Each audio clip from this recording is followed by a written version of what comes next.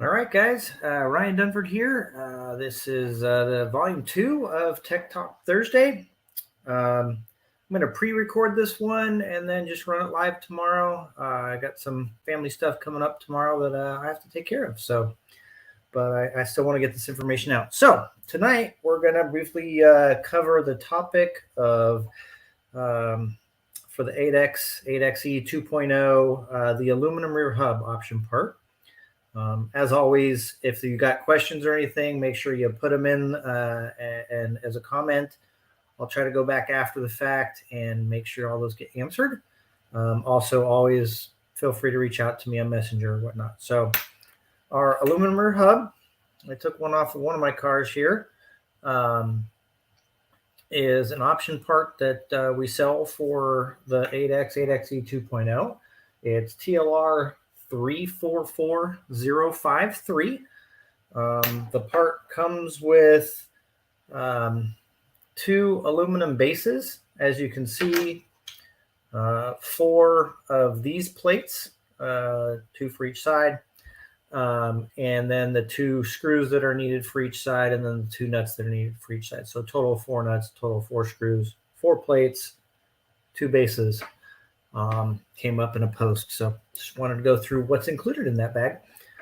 These are what's known as the A plates, or these plates, when put in place, simulate the mounting location of the stock hub. Something to note is there's a notch on all these little plates, right? So a little notch here. You can see that one's got 1 notch. This one's got 2 notches. The 1 notch is an A plate. The 2 notches is what we're calling a B plate. The notch always mounts toward the inside of the hub. So it would be like this. This is the inside of the hub. The notch goes towards the inside. The other thing to note when using the aluminum hubs, if you're using the A plate, you're just going to keep the standard outer rod end. If you're going to use the B plate, or the taller of the 2 plates, okay, then you need this angled rod end. These rod ends came in the kit in the option bag. So you already have these rod ends. We will be updating, or not will be, but the rod end replacement part kit for the 8X did get updated. We have some stock to still run through of the older ones, but it is being updated to add these in there.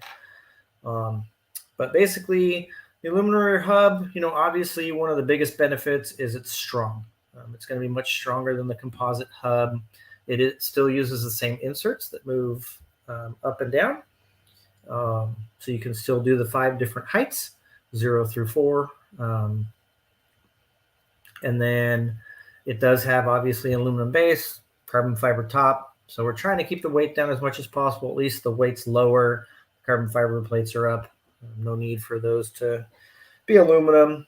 But basically, I get a lot of questions about the A versus the B plate and what to run. So the best way I can tell is, obviously, most people run the A plate, or a standard rear hub, with it in the normal mounting locations. Obviously, you've got the same ABC mounting locations. The best thing I can say about the B plate to me is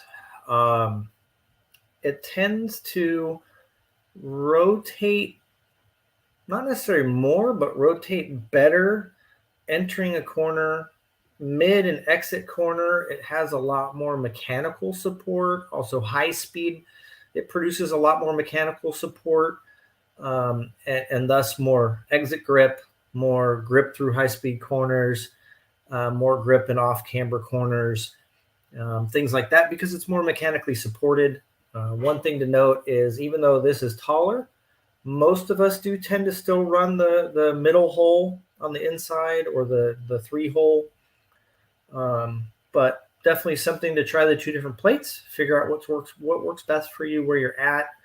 But that's why we made them. And the nice thing about this is you pretty much can keep the same base forever and just make a bunch of different plates based on different things. Like we made a special plate for the Worlds, for that type of track and for what those guys, Dakota and those folks, like. The other thing to note is one thing we found very recently, and that we're making a running change to it, is we'd only been primarily running the middle hole, right? Or I don't know, it's hard to put on the camera here. Middle hole, the middle of the three. And so we did find with this rod end in some positions, height-wise with the hub, when you're running this on the outer hole, the outermost hole or the C hole, which we actually find we run a lot now, we needed to slightly just take a tiny bit of material off of here so that it wasn't ever rubbing. Depending on the height that you ran this, it would crash a little bit on like extreme up travel, super leaning into the corner, anything like that. So anyway, you can see this one I took off, so you can just see, doesn't take much, just a little itty bitty bit that I took off of there. And again, it'll be something that the second revision, those will be in there. But yeah, again, just trying to keep these short. That's the aluminum hub, the A versus the B plate. I would recommend trying both. I've basically stuck with the B once I've got it because I got the mechanical support, so I could usually tend to run on a softer spring. The way I drive, I like to kind of go in, hit the brakes a little bit to slow the car down, and then kind of start the pivoting, but then pick up the gas probably too early. That's what it really comes down to most of the time. And so I really like that support where I can run a softer spring but still get the mechanical support. Car leans into the turn really well and comes out. We ran the taller plates. The other thing I really like about the aluminum hub is the fit of the inserts is pretty darn tight. So you don't tend to get, and it doesn't slop out quite as fast as composite would, obviously. And then if it does, you can just keep putting new inserts in, and keep just using that. So anyway, those are the different parts. The B plates part number is TLR 344054. And again, the aluminum hub is TLR 344053. So anyway, if you got any questions, feel free to post away or shoot me a message on Messenger, guys. Hopefully you're